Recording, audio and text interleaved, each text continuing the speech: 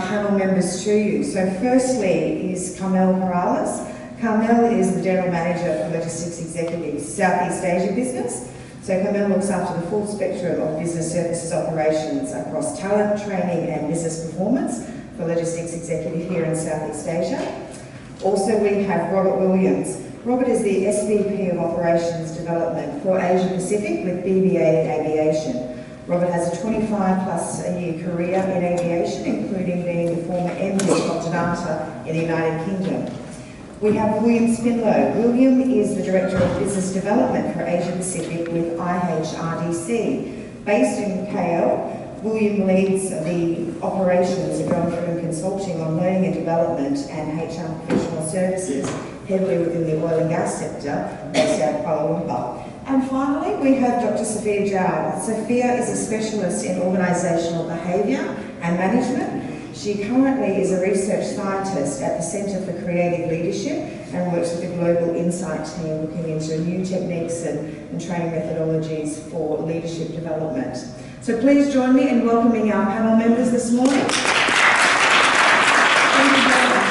What leadership is, what it means to people, what some of those key traits actually are. So if we could start just by asking the panel, and if we could just write this down just so that we can start to see what commonality we have. Could we all just share, what your views of leadership actually is, or what does it mean to you? What does it look like? When people say the word leadership, Carmel, what does it mean? In your own view, what's your experience? Good morning, everyone. So I've been in the recruitment human resources business for about over a decade now, and in my experience as a search manager for Asia, clients or our customers will engage us in their search for senior talents. So they would provide us with a very, very long list of requirements of what they're looking for, both technical and behavioral. But I think what are the the DNA or the common denominators that they're looking for in a leader would be someone who's inspirational, charismatic, a leader who actually motivates you to do your job. They are also self-aware, individuals who knows their weaknesses and strength. To further develop their expertise, they identify their strength. These are also individuals who are, commercial, entrepreneurial, and the list goes on. But I think each and everyone in this room would have more or less an idea of what that looked like. And again, that's pretty much a common denominator for my clients and customers that we serve to in our business. Great, excellent. Well, I agree with my colleague, the reference about inspire and motivate, but I think leadership's a lot about the soft skills. We have management, which is all the technical side of things, but I think leadership is definitely the soft skills in terms of motivation. They inspire, they're not fearful of questioning as well. One of the big things is, as being an MD of a business, you like to be questioned every now and again. Not everybody's sitting there saying, yes, sir, that's wonderful. So I think, and also, leadership is people who can attach themselves to leaders. Many times, you see someone, they say, oh, and one of my team leaders would come and see me. I say, well, go and speak to the manager. But it's the guys like speaking to the leaders, not necessarily the managers. So I think also, it is the soft skills. It's about creativity, trust, and all those kinds of things, really. But and it's very rare that you find something with all that ability.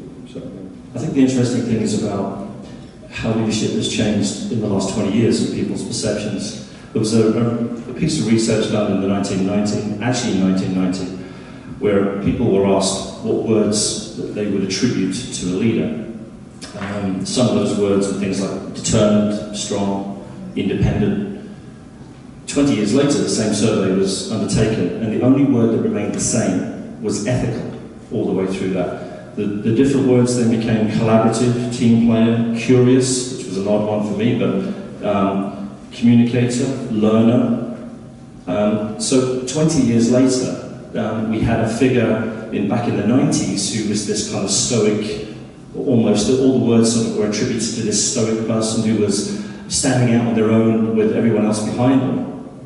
20 years later, the expectation is that we don't necessarily want that person. We want someone who is much more of a collaborative team player, somebody who's going to communicate far more. So I think it seems to be an ever-evolving thing.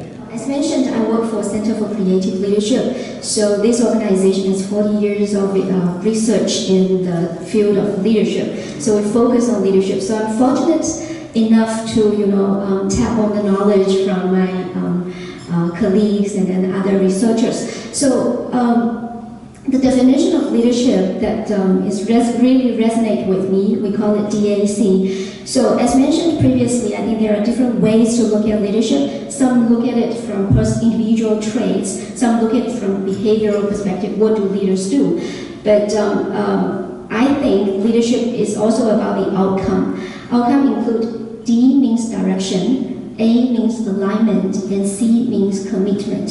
So basically, as the outcome of leadership, this team or group or the organization should first have a direction of where they are going. And second, all the members are aligned with this direction and they collaborate with each other. And then the third one is about commitment. They make the promise and make sure that they carry out and execute the direction. Your thoughts. What's something that somebody can do to develop their own leadership capability and take on board themselves? Anything that stands out for you? No, I think before I answer that, I just wanted to quickly capture what you just mentioned about, the fear of the management of when I subject an employee to, coaching or training program, they will leave me 2 to 3 years from now. I disagree with that. Reason being is, I've been talking to senior managers, human resources as well. I had a conversation 2 weeks ago with a very senior HR lady it's $1 billion IT and communications company. And what they're good at, and it's the same question that I raised, how do you develop your leaders in the business? They do invest on graduate programs and every stage and level in their career. Graduate programs, we identify future leaders and we subject them to training, internal and external, training and coaching. So, and that's actually one of the formula that they use to retain their employees. And I think that what really, would set you apart from other players in the industry. You don't think at investing in training programs or coaching as an expense, but it's actually a way of developing your future leaders.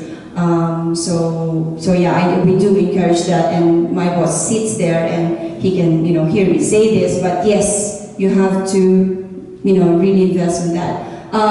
Takeaways for me in this would be, more or less all of us in this room knows what a leader look like. What are the, personality or behavioral traits. And I think each and every one of us should be responsible for, mentoring and developing our leaders. So whichever part in the structure in the business where you are, junior, mid-manager, senior manager, you have to make sure you have a personal responsibility to identify a junior version of yourself and to train and to develop them. And I think that would help us, fill the gap of, lacking of future leaders in the industry. Absolutely, and when we can circle it back to Dr. Sophia's point that it's about the DAC methodology. It's about the direction, the alignment, and the commitment, and then looking at 70% experience that we need, 20% is relationships, and 10% is training. So how you get all of those involved and put that in together, but there are two major takeaways that everyone can have.